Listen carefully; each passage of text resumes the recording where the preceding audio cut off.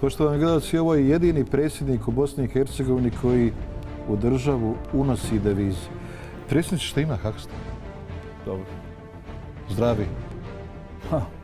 Znao sam vas nekad pitati vam politika dojadi, ali danas ste doista bili i raspoloženi i odajete svježinu. Ali vi ste toliko rasuti po ovim nekim obavezama da ponekad se pitam kako vi to sve izdržite. Ako vi niste bitan faktor i ako ste po sankcija, zašto vas napadaju? Vaša priča Bošnjacima bi trebala da bude kao što jeste, normalna, realna. A zašto vi svi rješavate probleme? Zašto ne rješava? Ko vi? Pa vi, predsjedniče Dodik, vi. Štrajkuju željezničari, vi odete s ljudima na piće, razgovarate, vidite da može normalno, dobijete dva nova štrajka. Ako ste riješili taj problem, niste smijenili direktora željeznica. Ili ministra, ili ne znam, neko je morao zbog toga razgovarati. S kime?